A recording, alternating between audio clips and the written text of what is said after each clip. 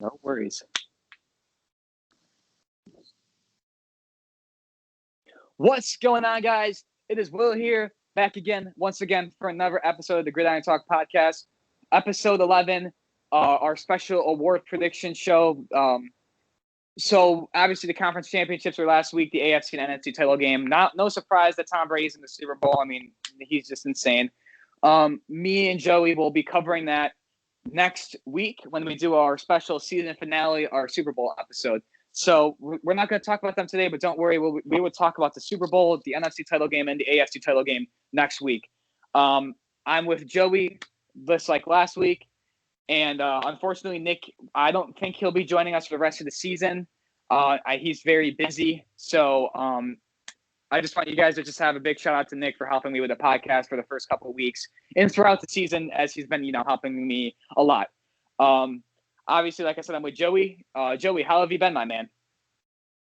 I've been pretty good. I'm a little disappointed with the playoff results so far, but it should be a good game next week in the Super Bowl. But we got a lot of topics to talk about today. There's a lot of news been happening in the NFL, and let's get right to it. Yeah. So before we start, just a little rundown of this episode. Obviously, like we've been doing, we have our discussion topics where we just talk about the biggest NFL news, and then our award predictions, where we're just going to give our predictions for every single award in the NFL. I think the honors show is the day before the Super Bowl. I could be wrong. Just stay on, like local listings, I guess. But I'm pretty sure it's going to be on the Saturday before the Super Bowl. That's when they have the award show and they give out all the awards and stuff. So stay tuned for that. But we didn't want to put the award prediction and the Super Bowl in one episode. So we're like, all right, let's just split out award predictions this week, and then next week will be the big Super Bowl episode.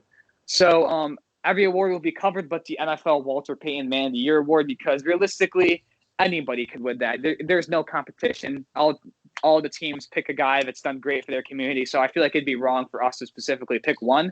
So we're not going to do that award, but every other award will be on the table. So Joey, with everything that we just said, are you ready to start? I'm all ready.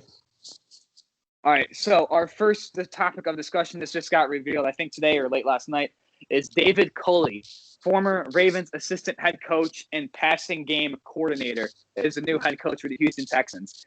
Let me just say, I don't think this is a smart move because the Ravens passing offense has been awful. But what do you think, Joey, about the Texans getting their new head coach? I feel like it impacts a lot of things.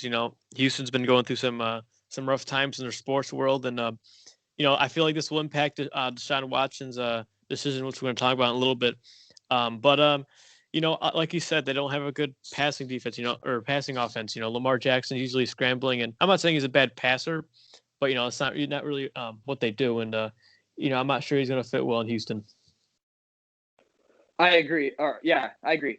I will say that David Culley's he has I think 35 years of experience, or he's been a coach for a while. I remember he was the coach for the Eagles. I think he was the same thing, the passing game coordinator, when they went to the Super Bowl with Donovan McNabb and Andy Reid. So that was 17 years ago, 15 years ago. So that was a long time ago. So He's definitely a seasoned guy. He's not like Zach Taylor or Cliff Kingsbury. He's a younger dude. He has experience, but like you said, Joey, the Ravens passing game was very suspect at times. Not necessarily Lamar's fault. They don't have the best receivers, but I don't know if this was the smartest choice, but that's just my opinion. So there's our first topic. Our next one is that Deshaun Watson officially requests a trade out of Houston. And obviously the head coach does not matter, as kind of like what Joey inferred. He's been very disgruntled the last couple of weeks, mainly because he had no say in the GM or head coach decision. But he officially made it official, I think, yesterday, but he basically demanded a trade. So I know me and Joey and Nick talked about this last week. We each have our predictions. So we won't talk about it too much. I think he'll go to the 49ers. That's my top spot. I know he wants to go to the Jets. I don't really know why. But Joey, what's your top spot for Deshaun Watson? I know we talked about it a lot last week, but with everything that happened, do you think he'll go to the Jets or the 49ers or the Dolphins? Where do you think? It's really hard to say. San Francisco, the 49ers, it makes a lot of sense for him, a player like him to go there. But I kind of see him, he says he wants to go to the Jets, but or Miami. I don't see him. I think his odds going to Miami less and less and a little more, simply because Miami, they don't really. I don't know. They don't really need a quarterback right now. Yeah, they're kind of mixed between Fitzgerald and Toa the rookie, but I don't think that's Fitzgerald. or yeah, Ryan. Isn't that his name? Fitzpatrick, Joey. Fitzpatrick. Sorry, he's You're not thinking catching of footballs. Larry Legend. Yeah, he's not. He's like the opposite of him. Anyways, the point is that like I don't think he's gonna go to Miami. I think it's a top 3 choice of his of like where he might land, but I just don't see it happening. I actually see him going to the Jets, but the Jets have to do a lot of things in order to get Deshaun Watson, with trades and everything like that. But also, they got to help him they got to give him weapons. They got to help him the receivers. They got to help him on the O line, and it's going to be a stretch almost for him to go to the Jets. So I'm not really too sure. I will say about the Jets, to counteract what you said, the Jets have 2 first-round picks in this draft because they have the Seahawks pick for Jamal Adams, so they had picking 2nd and 23rd. So realistically, the Jets could give them 2 first-round picks this year, maybe a first-round pick next year, or 2 first-round picks in this year, and then like a second-round pick next year or something like that. So the Jets have a lot of draft capital. They have a lot of picks, which is good. That's 1. And 2, the Jets have a lot of cap. They have a lot of money to spend. So they wouldn't just trade for Deshaun Watson and be like, all right, that's all we're going to do this season. Like they have a lot of money to spend on people. They could get Kenny Galladay. They could get Allen Robinson.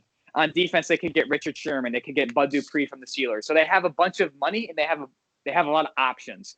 So I don't think he'll go to the Jets. I don't think it's the smartest move. I think the 49ers are the best because they're basically a quarterback away from winning. Not that Jimmy G's bad, but obviously Deshaun Watson's better than Jimmy Garoppolo. And they're like a quarterback away. They won 6 games last year with poor quarterback play and most of their defense hurt. So I think if they get a good quarterback like Deshaun Watson, they'll be back in the Super Bowl. But then again, the Jets also do make sense because, like I said, with the draft capital, for Houston's sake, they'll be getting more with trading with the Jets. You know what I mean? Because they'll give them more picks. Maybe, like you said, players, maybe like Jamison Crowder, maybe C.J. Mosley, who knows? But I say the Jets are the 49ers, but I lean more towards the San Francisco personally. Our next topic is another player that's on the trade block. Not really a toxic trade. It's more of like a mutual decision. Matt Stafford is on the trade block, and the Lions officially did that a couple days ago. Joey, I'll have you start with this one. If you had to give me 2 teams where you think Deshaun Watson will be the best at, where do you think he'll go and why? 2 teams. Wait, is Deshaun Watson or Oh, my Matthew bad, Stafford? my bad. Matt Stafford. My bad. Matt Stafford. Oh, you're 2 good. teams for Matt Stafford. I'm not really too sure. I mean, there's a lot of teams that do need quarterbacks, and I think he's going to go to the Indianapolis Colts. That's just my opinion. I feel like they need a quarterback now that Rivers is retired, and I feel like he would fit well with the Colts. And if Deshaun Watson doesn't go to the 49ers, he could possibly be in San Francisco. But Jimmy Garoppolo is not really getting it done. So I mean, we just talked about a second ago about San Francisco, but he could also go to the Bears. Another team that they haven't really found their quarterback yet. And I could possibly see him going there. But if I had to pick a team, I see him going to Indiana. Yeah, the Colts. I agree with the Colts completely. I think I'll give 3 teams. I know I said 2, but I'll give 3 because there's a lot of options to go with Matt Stafford. Mm-hmm. He's very underrated, and I think he's top 10 personally. He's kind of like a Calvin Johnson situation where he's always been very solid, very consistent, but he's been stuck in Detroit his whole career. So, I think the Colts is the most realistic because they are also like the 49ers, and they're in a win now type of the ideal. Their defense is very good. And it seems like they'll have a good defense for a long time to come. And if they get Matt Stafford and they keep their weapons on offense, mainly like T.Y. Hilton, they have a good rookie receiver in Michael Pittman.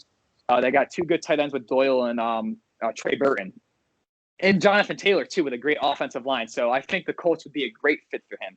That's my first team. My second team might be a little bit weird, the Atlanta Falcons. Now, I know me and Nick have talked about the Falcons haven't officially said this, but it might be time for them to move on to Matt Ryan, as good as he is. Mainly because they're kind of like in limbo. They're in purgatory. They're not really doing much. They have a lot of talent on offense with him, Ridley, Julio, Hayden Hurst, and then Todd Gurley's decent. I know he's not their main back now, but he's still a solid running back. And they can't win, which is weird because they have so much talent. Um, and Stafford went to college for Georgia. He went to Georgia. He was the number one pick by the Lions. So it's kind of fitting that he would go back to Atlanta because that's where he went to school. That's mainly my main reason why he would go to the Falcons. But I just feel like it might make sense maybe if they want to move on from Matt Ryan, but who knows? And lastly, Washington.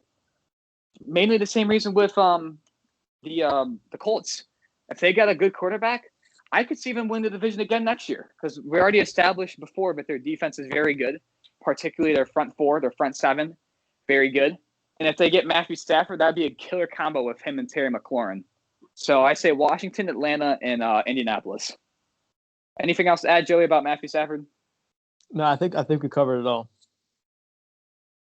All right, why don't you talk to us about our next topic of discussion, Joey? Lead us into it. Yeah, sure. So the Lions just hired Anthony Lynn.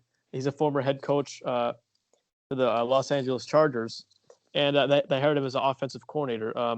So he wasn't just he didn't just leave, the Chargers. He got fired from the Chargers. So, I don't really know much about him, but he did coach Justin Herbert, and we see how good he played in his rookie season. One of the best rookie seasons in NFL history, to be honest.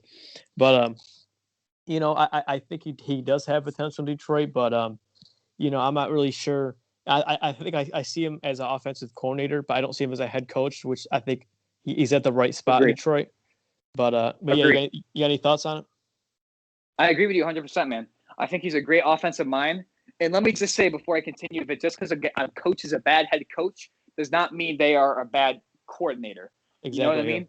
An example would be Steve Spagnuolo, who is the Chiefs defensive coordinator and former Giants defensive coordinator. He was our defensive coordinator when we won 2 Super Bowls and when the Chiefs won their last Super Bowl, maybe their second one. So my point being, and he was our interim head coach, and he was not the best. And when he was the head coach for the St. Louis Rams, he also wasn't very good as a head coach. But as a defensive coordinator, he's great. So my point being is that Anthony Lynn might not be a great head coach, but he's a great offensive mind. Like you said, the Chargers offense, they were really good, especially with Herbert putting up arguably the best rookie season by a quarterback ever. I think it's a great hire, a very underrated hire, and I think people hate on him just because he's a poor head coach. But like I said, that doesn't mean he's a poor offensive coordinator. And we have we have 3 more topics to talk about. Our next one is retirement. Greg Olsen, a very underrated tight end, has retired from the NFL after 14 seasons. He started his career with the Bears, but most of us know him as the Carolina Panthers tight end, who he was one of their key factors along with Cam Newton in their Super Bowl run when they went 15-1. And then he finished off his career with the Seattle Seahawks. So, Joey, do you think Greg Olsen is a Hall of Famer or not? I say yes. I think he was a very underrated tight end, and he was very solid and consistent throughout his whole career. What about you, Bill? Is Greg Olsen in the Hall of Fame? Yeah, like you just said, he's been consistent his whole year. And, Olsen, he finished 5th all-time in receiving yards, for tight ends. So, I feel like that's a really good statistic. And, he still caught, 24 passes for over, 240 yards this season. And, I think he's a good player. He's, like you said, underrated. He's definitely a Hall of Famer in my opinion. I agree, man. Why don't you tell us about our other tight end that retired from the Las Vegas Raiders? Go ahead. Yeah, so Jason Witten just announced retirement the other day. He's going to sign a 1-day contract with the Dallas Cowboys, which is his former team that he's been with for the last 16 seasons before signing with the Raiders. And I feel like I'm going to talk a little bit about him in Las Vegas. So I follow the Raiders a lot, and I just want to say that people were questioning why they signed him, but after the season's over, I understand why. Like, he was able to mentor guys like Darren Waller, Foster Moreau, and those guys, and kind of help them build and help them grow. Like you saw how great Darren Waller played this season, and I feel like he had some impact on that with kind of mentoring him and kind of you know what I mean, kind of teaching him. And of course. And I also think Jason Witten, he also leads guards for Dallas Cowboys. No, I know you don't like him because you're a Giants fan, but that's a pretty big statistic as well. And and he's been very, very consistent, kind of like Greg Olsen, in that he retired once before, but he's got really good numbers, and he's a reliable player, and I definitely think he's going to go in the Hall of Fame. I will say, man, I will not be missing the Romo to Witten connection. I have bad memories about that. Thinking the Giants would win, and Romo throws it to Jason Witten, or even later on when Prescott threw it to Witten. But one thing's for sure, he was one of the greatest tight ends of our generation, man. It's sad to see him go, and it's sad to see all these great players retire that I grew up watching. It's really honestly sad. We got Yeah. Philip Rivers, we got Olsen, we got Jason Witten, most likely Drew Brees. Like, it's just sad, man. Like I said, all these great players are just retiring left and right. Eli Manning last year. It's just sad, man. But I Hmm. agree. As much as I did not like Jason Witten, I think he is a Hall of Famer. Um, one of the greatest tight ends in Dallas, if not the greatest tight end in Dallas Cowboys history. Most likely, you could say he's top 10, maybe top 5 of all time.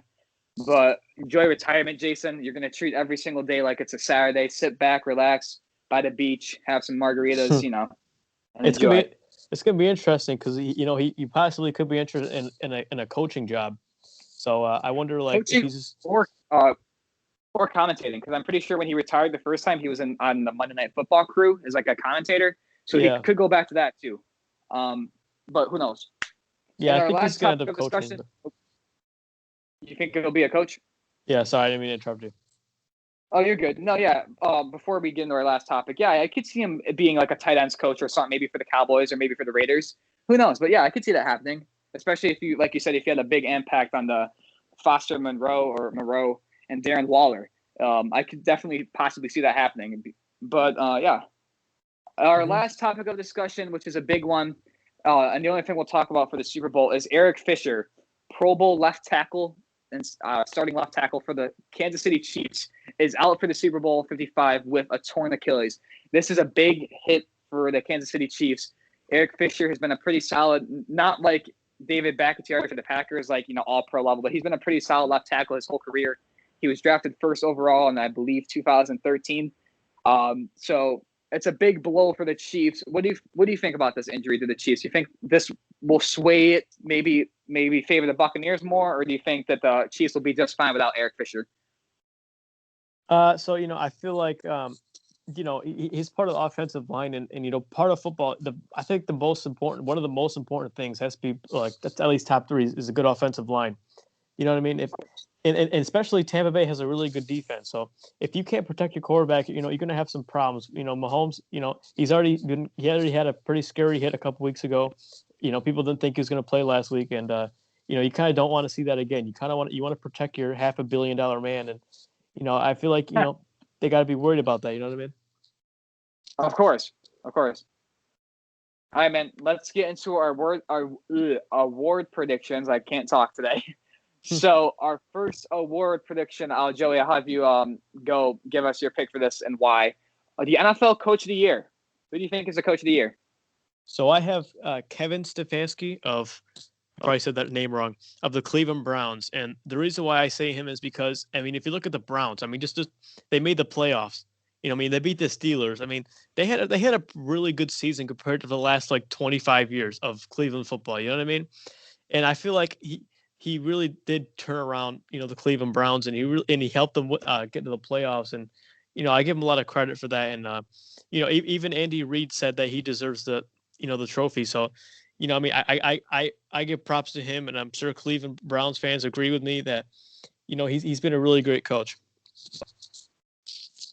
I agree. I think I don't agree with. I don't think he'll win, but I agree that he's a very good coach. He definitely did turn the Browns franchise around. I think potentially they will be threats in the AFC North for a long time. You still got the what's it called the Ravens, possibly the Steelers, and maybe the Bengals on the up and up. But I see the Browns and the Ravens as the top two threats of the AFC North for the foreseeable future. So I agree. But my coach of the year is Ron Riverboat Rivera. Now you might be like, Will, they won 7 games.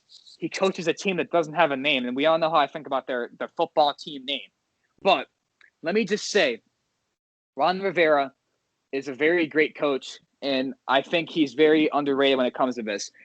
If you guys don't know, he's been dealing with cancer the whole entire year. Um, some type of cell cancer. I don't know exactly, but some type of cell cancer. Um, It's called, I actually just have it right here, squamous cell carcinoma.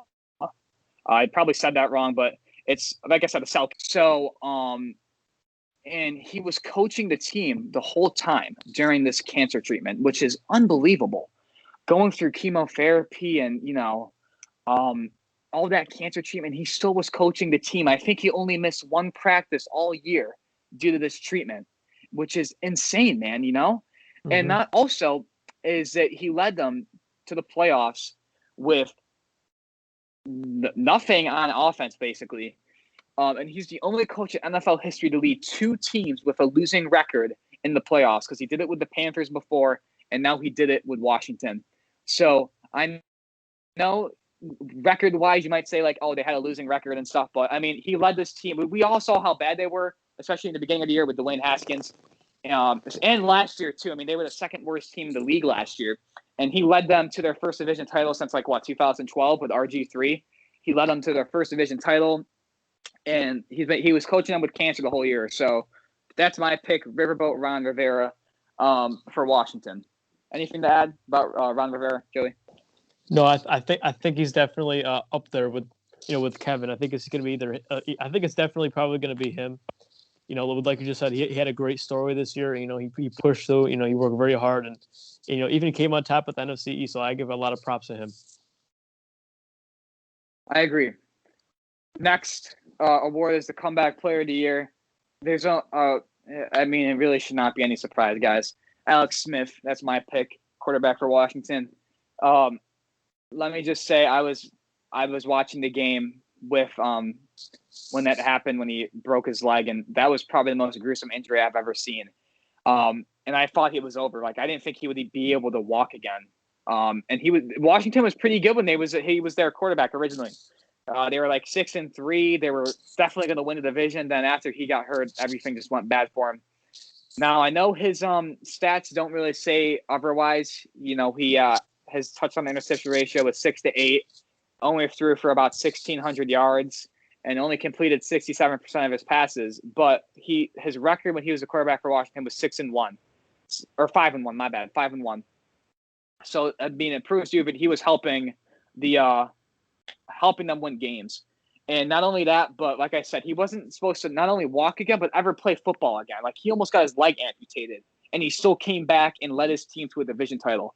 So, Alex Smith, Comeback Player of the Year award. I don't think there's any other choice. But what do you think, Joey? Who do you think the Comeback Player of the Year will be? I think you hit the nail on the head exactly. It's going to be Alex Smith. Like you said, he almost had his leg amputated. He thought he would never play football again. He thought he'd never walk again. But he overcame all that, and he played an NFL game. Imagine him sitting in the hospital bed thinking like his career's over, and then now seeing him on the field, it's it's pretty remarkable. And it's just like the head coach, Ron Riverboat, like he said, Riviera. But he pushed through, and he worked so hard to get where he is now. Through therapy and he didn't have the best numbers, but for him to even be on a football field is amazing. That's true, man. And it sucks he didn't get to play in the playoff game they played against Tampa Bay, but he still played well. And when I heard that he was going to be that he came in during the LA Rams game, and especially when he was the quarterback against the Giants game when he actually started, I was like, wow, Alex did it. He did it. Mm-hmm.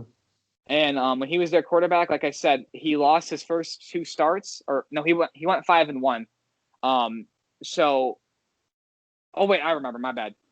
The first game against the Rams, he came in because Kyle Allen got hurt. If you remember, he had that injury with Kyle Allen, I think. Mm-hmm. But oh wait, no. I know I said my bad again, but this is what happened. I actually remember now. Kyle Allen got hurt during the Giants game, so he came in to relieve him during the Giants game. So he stepped in there, and then he didn't play well, but he still played okay. They lost 23-20. The first game against the Rams, I'm pretty sure he just came in just to I don't want to say BS around, but just to come in. I think Haskins got benched, so he just came in just to play. Mm-hmm. So that was that. And then his first official start came against Detroit, where they lost 30-27. But after that game, he did not lose a single game the rest of the year as a starter. He beat Dallas, he beat the Bengals, he beat the Steelers, he beat San Francisco, and he beat the Eagles. He did miss 2 games due to a calf injury, But my point being is that when he was the starter, he only lost one game, and he won, what was it, 5 games in a row? So Alex Smith, comeback player of the year, no other question, no debate. End of story. He should be unanimous on a comeback player of the year, but that's my opinion. Lead us into our next award, Joey, the defensive rookie of the year. Go ahead. Yeah, so the defensive rookie of the year, another Washington player, if you could believe this, Chase Young, defensive end for the Washington football team. He's been an amazing defensive player, and for the Washington football team, which led him to a lot of success this season. And he had 7.5 sacks, and he also had 10 tackles for a loss. I think what game was that? I forgot which game that was, but I still think he's a great player. I think he has a chance to get a rookie of the year award, but I think he'll definitely get a defensive rookie of the year. You have any thoughts on that? No, I agree. I think that I almost said Alex Smith. Chase Young is a very good defensive player. I do find it funny, though, that he was saying, I want Tom. And then Tom Brady literally just clapped him. He didn't do nothing that game. So, I mean, the rookie, he bit off more than he could chew. But the fact that he, like you said, he had 7.5 sacks. He played 15 games, so he missed a game. He had 32 tackles, 4 forced fumbles, a great rookie season. Obviously not as great as like Nick Bosa as we saw last year, but he's still a very good defensive lineman. One of the 2 players rookie to make the Pro Bowl was Chase Young, and the only defensive player rookie to make the Pro Bowl. There are a couple options. My pick is Chase Young as well, if you couldn't figure it out, for my defensive rookie of the year pick. But I don't think that Chase Young is the only option. I don't think it's as clear as the comeback player of the year, obviously, for an example. Mm-hmm. But I mean, I was thinking Jeremy Chin, the safety for the Panthers. He also had a pretty great year. Antoine Winfield as well, the safety for the Tampa Bay Buccaneers, also had a pretty good year. But when you just compare them to Chase Young, there's just no question. They're still very good players. I don't think Chase Young will win unanimously, but he's just miles ahead of them. He's the only one that made the Pro Bowl. That should be enough. Mm-hmm. So let's get into another rookie of the year, the offensive rookie of the year. There's only really 2 choices, man. I guess you could argue 3 if you want to say Jonathan Taylor. Me and Joey disagree with this one. I say Justin. But Justin who? I say Justin Jefferson. Justin Jefferson, he had statistically the best rookie season since the NFL merger. He broke Anquan Boldin's record for most receiving yards from a rookie. He had exactly 1,400. If you guys know, rookie Randy Moss played for the Vikings, and he had a better rookie season than Randy Moss. And, we all know how good Randy Moss is. So he had a great season. He only I can't talk. The only record that he didn't beat was the actual rookie receiving record, which is held by Bill Grohlman, who I have no idea who that is. He played for the Houston Oilers, and he holds the current record for the most rookie receiving yards. Let me see if I can pull that up. Where is it? 1,473. That is the rookie record. And Justin Jefferson was very close to breaking it. Obviously, like I said, he had 1,400. But he averaged 16 yards per catch. He had 88 catches, 7 touchdowns, 1,400 yards receiving. Very great player. Very, I would say here he's already top 15 in the league receiving wise. He is my pick for the offensive rookie of the year, Justin Jefferson, wide receiver for the Minnesota Vikings. What about you, Joey?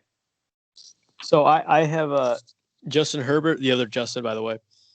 He has over 4,000 yards this season. He has 66% completion rate, and he's got 31 touchdowns and 5 rushing touchdowns, and he's got 10 interceptions. So, I believe that he's the rookie of the year just because of, all the challenges he faced, being a rookie. But, when everybody had their eyes on Joe Burrow, I know Joe Burrow got injured, but, Justin Herbert, he set the rookie records for passing touchdowns, total touchdowns, completions, and multiple touchdown games. And, I feel like he just, he broke a ton of records this year, and he proved that, he could do this. And also, mind you, the head coach for the Chargers just got fired. And we were just talking about that earlier, and he's in Detroit. So he's going to have to adapt to the new offense. But, I'm sure he's not going to have a problem with that.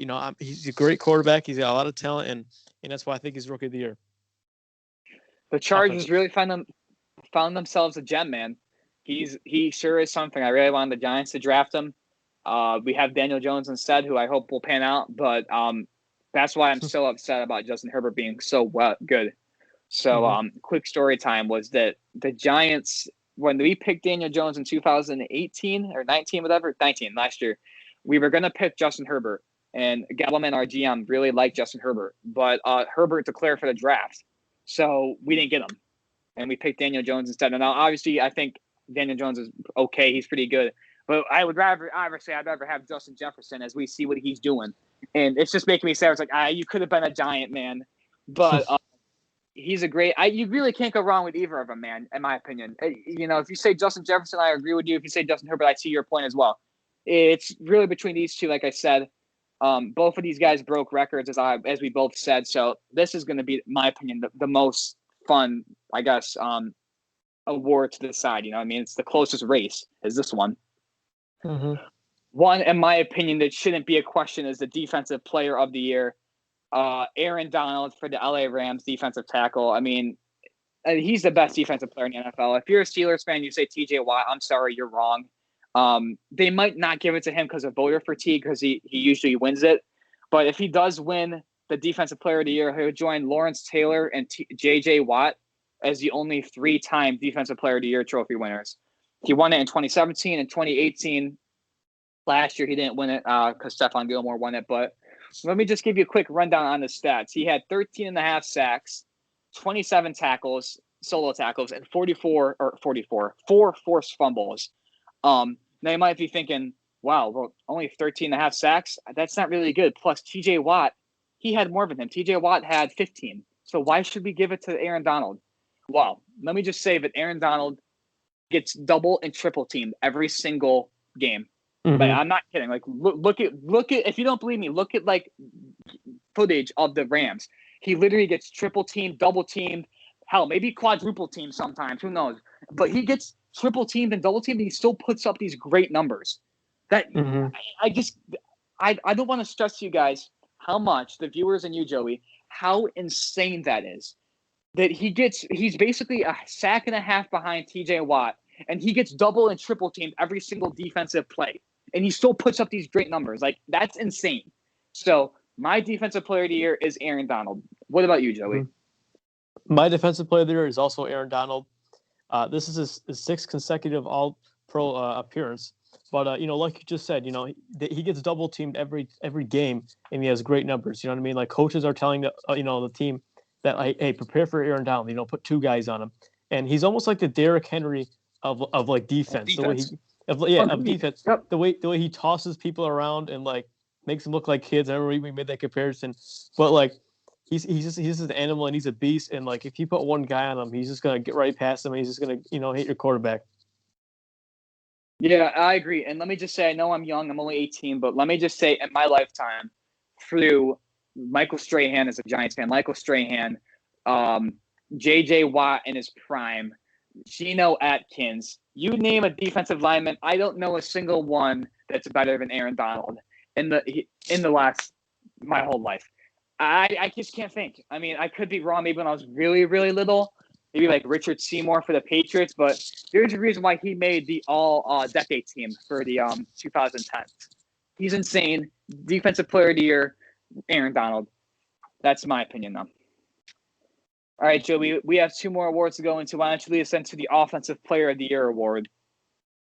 Yeah, so my Offensive Player of the Year it might be a little controversial, but I have a reasoning behind it. So I picked Patrick Mahomes mainly because of what he's been able to do this season. He only lost 1 game this season when he was playing. I know they have 2 losses. One of the Raiders, which that was his only loss where he played, because the other one it was the backup. So, he does what he needs to do to win the game. I know he's got a lot of weapons. I know he has a lot of help, but he's been able to finish games. He's been able to win games, and he's just been totally unstoppable. If you look at some of his interceptions, he's been able to overcome that and put up touchdowns after the interceptions and make up for that. He's been able to. He's unstoppable this season, and that's why I picked Patrick Mahomes. I respectfully disagree. I think Mahomes is a hell of a player, but I say Derrick Henry. Now, if this was 15 years ago or 20 years ago, Derrick Henry would have won the MVP. But since it's changed, running backs don't really win the MVP anymore. The last one to win it was Adrian Peterson about almost 10 years ago now. So why do I think it's Derrick Henry? Well, Derrick Henry rushed for 2,000 yards. He's one of only 9 people or something like that to rush for 2,000 yards. He made the Titans the first franchise in NFL history to rush for 2,000 yards, as they had Chris Johnson about 12 years ago. And everything else is just crazy. He had 17 rushing touchdowns. Like I said, 2,027 yards. He had 5.4 yards per carry, which is actually insane. And fumbling, and also he added receiving wise. Where is this? 114 yards receiving. So overall, he had over 2,100 yards from scrimmage.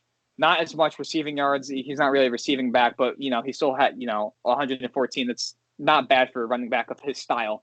So and also he fumbled the ball only 3 times. So he fumbled the ball 3 times and only lost a fumble twice.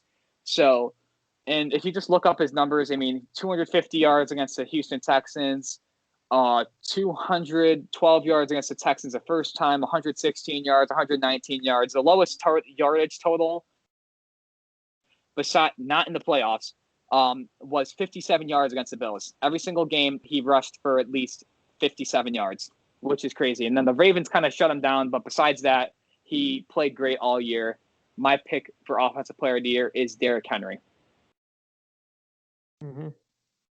So we got our last award, Most Valuable Player, the MVP, the most prestigious award in the NFL. Let's just go over everything that happened with the MVP race. This is a very crazy MVP race, man. If at first I thought it was Mahomes, then Josh Allen came in there, then it was maybe Tom Brady again, Aaron Rodgers, Derrick Henry. What would you have to say about the MVP race this year? Because last year, it was basically universally agreed because he won it unanimously, but it was Lamar Jackson. Everyone knew Lamar Jackson. 36 touchdowns, the only quarterback to rush for 1,000 yards and 3,000 passing yards, or whatever. He had the most rushing yards by a quarterback. He was breaking all these records. We all knew it was Lamar Jackson last year. What about this year? Before we reveal our picks, what did you think of the MVP race this year? Do you say it was more unpredictable, or do you think there was a clear-cut winner from the start?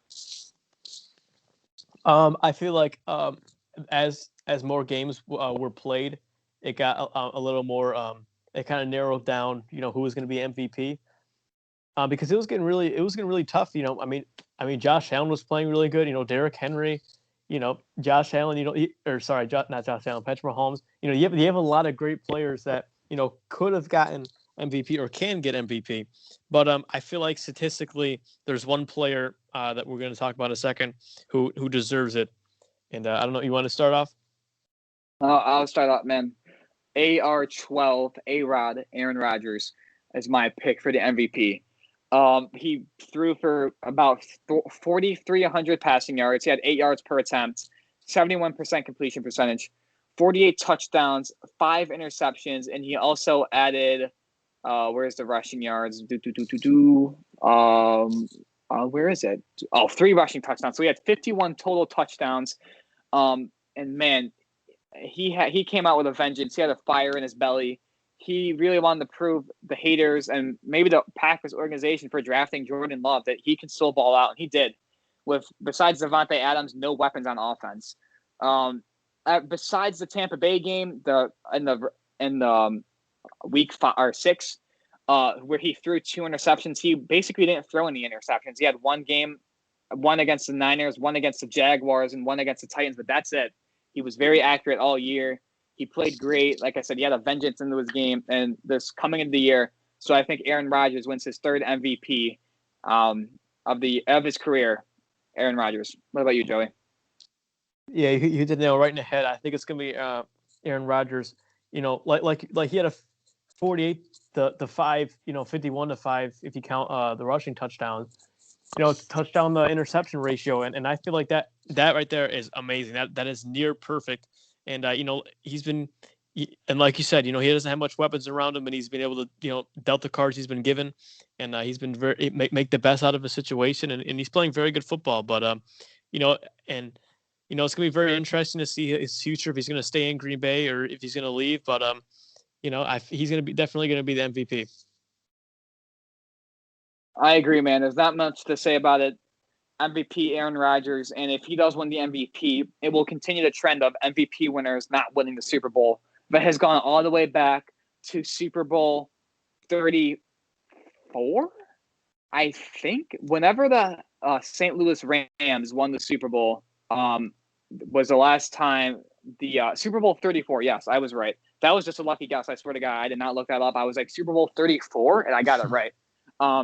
Kurt Warner that year was the last quarterback to win the MVP in 1999 and have his team win the Super Bowl. So if it is Aaron Rodgers, then that curse will continue, which is pretty crazy because that's been over 20 years since the MVP also won the Super Bowl in the same year. Isn't that crazy? Yeah. All right, guys. So that concludes it. I know it's a little bit short this week of the Gridiron Talk podcast, episode 11, our award prediction show. Next week is our season finale with Super Bowl 55. It's going to be a great game. Hopefully Nick can join us. If not, we still got me and Joey here. Just a little bit of a heads up.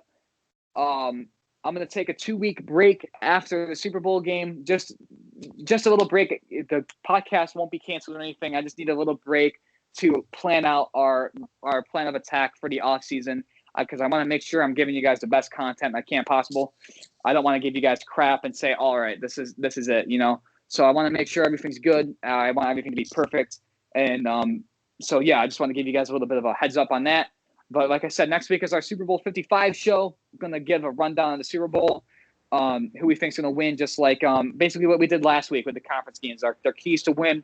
And then we're going to give our predictions like we always do, and then our Super Bowl MVP award predictions. A little bit, different with the Super Bowl and all. So stay tuned for that. It'll be, again, next Wednesday or next Thursday, whenever me and Joey are free to do so, in the middle of next week. Anything to add on that, Joey?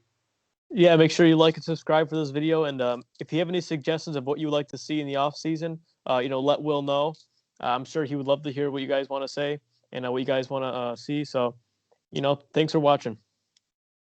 Thank you. Yeah, that was perfect. I was actually going to say that. Yeah, like I said, if you have anything you want to see in the off season, please let me know. Either comment, subscribe, or message me. If you like this video, don't forget to like it, comment, and subscribe to help the YouTube algorithm, and share with all your friends and family. Thank you guys so much. Don't forget to watch the Pro Bowl on Madden 21 this week. We didn't really talk about that, but the Pro Bowl is this Sunday, I think, so I won't be watching it. I think it's kind of lame that it's on Madden. But if you're into that, the Pro Bowl is on this Sunday. See all your favorite guys play on Madden, the most buggy game on current and next gen. So, like I said, thank you guys for watching. Have a great week and enjoy your weekend, guys.